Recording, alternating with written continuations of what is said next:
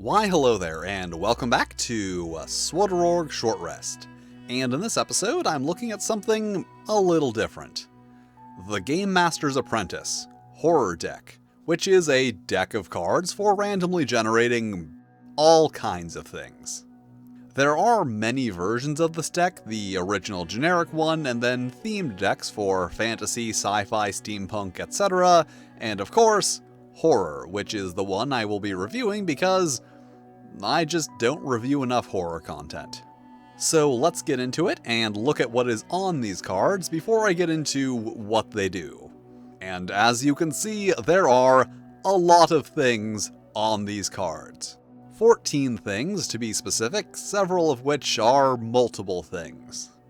First, we have values for all standard dice. That's why there are 120 cards. It is the smallest number that divides evenly into 4, 6, 8, 10, 12, and 20. There are also 2 more D10 values for percentiles, which I will discuss later.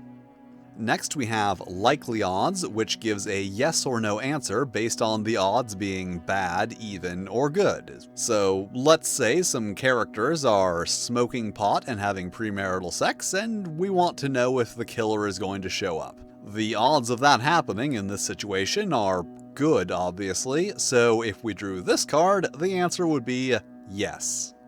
There's also a difficulty generator, which gives a center-weighted value from 1 to 10 for when you need to generate a difficulty for something. Then there is the random event generator, which is a random verb, adjective, and noun, and below them, sensory snippets, which are things one might see, hear, touch, or smell.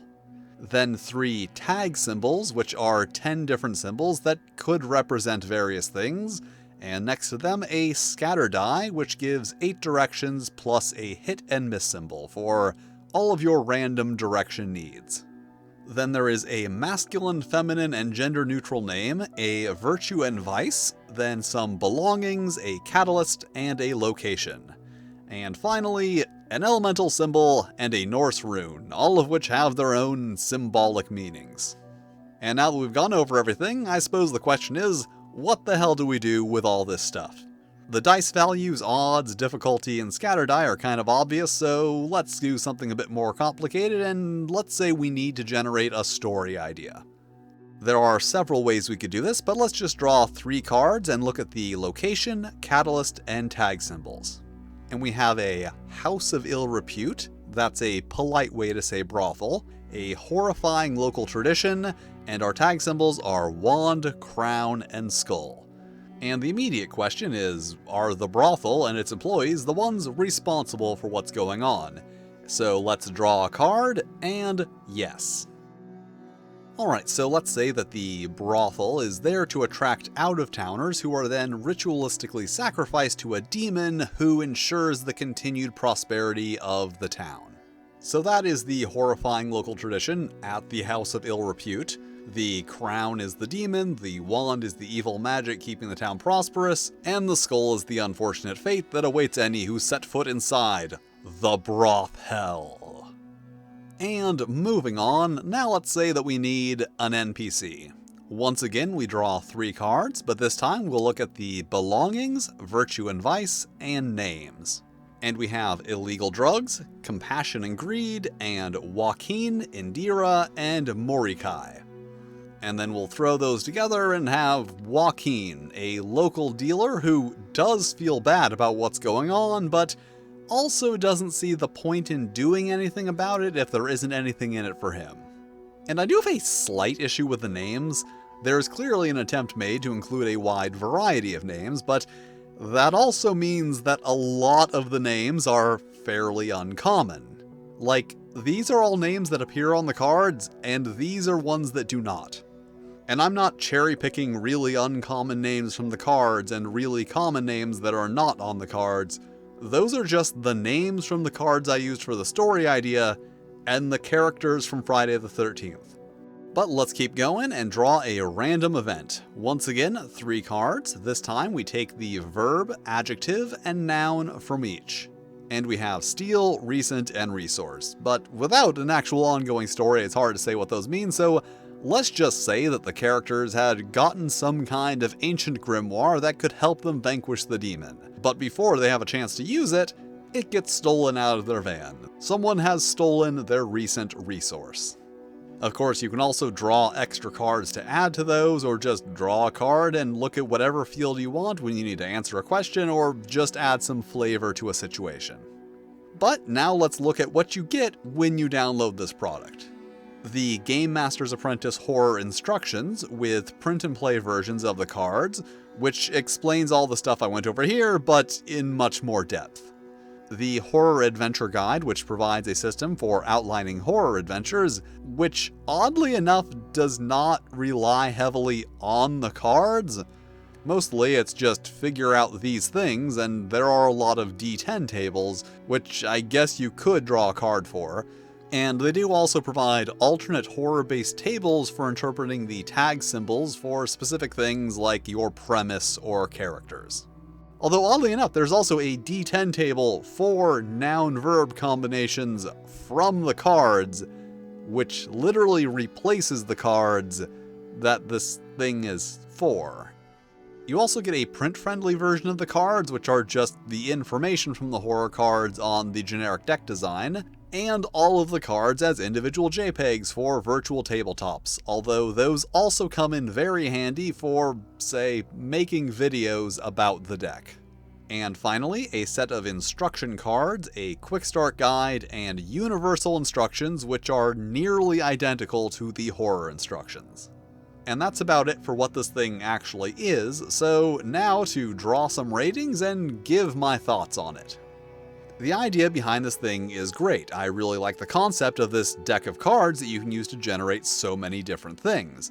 Like if the characters are sitting around the campfire and you want them to hear a noise in the darkness but don't really care what it is, you can draw a random sound. Heart-rending shrieks, that is definitely something you can build on. However, the actual implementation isn't as great. It does feel very much like they were more concerned with the idea of a deck that can do anything instead of a deck that can do some things very well. And this is more reflected in the instructions, like, you get inconsistent information from the myriad of sources you're given, and they do tend to be a little wishy-washy on how exactly you are to do things. There is a lot of, you could do this, or you could do this, or you could do this, instead of, like, solid answers. And overall, it just kinda feels like all of these instruction books could be combined into a single document. I also have a bit of an issue with the elements and runes, because they do feel more like two more things to put on the cards than an essential element. The elemental symbols aren't that bad, there are only 4 of them, and even without looking up the table, it's not hard to interpret what earth, fire, air, or water might mean for the given situation. But the runes, there are 24 of them, and it's incredibly unlikely that you're going to remember the interpretation behind any of them. Also, I don't entirely get the idea with the percentile dice. There are 120 cards, so using the 2 values on one card isn't going to give you an even distribution. There are, I assume, 20 numbers that are repeated. So if you have to draw 2 cards, then why not just use the regular D10 values? And I will say, they do acknowledge the issue that to maintain even odds, you need to reshuffle the deck after every draw. But then oddly suggest that if you have a D10 dice pool, you can just use all 3 D10 values from one card, which I haven't done the math on, but I think might actually be worse. And one of, but not the biggest issue I have with this thing is not so much in what it is, as much as what it isn't. The advertising for this product says that it can be used as either a supplement for traditional tabletop RPGs or as a complete game engine for GM-free solo or group RPGs. And it gets dangerously close to functioning as a complete game system, but doesn't quite make it. Like, it can generate situations, environments, characters, even assign challenge ratings to them, and they even have a system for determining when random events will occur. But there just isn't an actual resolution system. Or if there is, it was buried so deeply that I couldn't find it. Like, you could easily throw together some house rules to fill in all the cracks, but out of the box, it does not function as a complete game engine. Admittedly, it doesn't have to function as a complete game engine, but they said that it did, so I had to bring it up. But now it is time for the biggest issue, which actually doesn't even apply to the version that I am reviewing. As I've said before, there are 120 cards, but the printed version of the deck contains 60 double-sided cards, because a 120 card deck would be both very large and kind of expensive. But there is also no indication of how you are supposed to deal with the fact that each physical card is 2 different cards, other than having to constantly reshuffle the deck in such a way as to also randomize which direction the cards are facing, and I don't even know how I do that. And as for aesthetics, honestly, the grungy, fleshy look is a little dated even for 2015, but in a kinda fun, nostalgic way, like a fleshy PS2 controller. And that was the GameMaster's Apprentice Horror Deck. A great concept with its share of flaws. But honestly, even if it only does half of the things it's supposed to do well, that's still a lot of things. Even just using it to draw up random scenarios and characters for the exercise of tying all the elements together is kinda fun. I actually had fun doing that for this video. But if you're looking for something to replace dice, this isn't really a great choice. I would recommend Crit Success Dice Rings. I really like those. Honestly, the dice are probably the least useful element on the card. The whole thing just functions significantly better as a story randomizer. Alright, thank you for watching, with extra special thanks to my Fight and Flail Snails, Samuel Gorski, Randy Holland, and SC Woolridge. If you'd like to be cool like them, check out my Patreon where you can get early access to videos and fun stuff that I make for the Patreon. And if you don't want to do that, that's cool too. You can still hit all the lovely buttons, like, subscribe, these other videos that YouTube has dealt you. See, dealt because I'm talking about cards. Yeah, that wasn't a good joke, but it was a joke. And I will see you next time.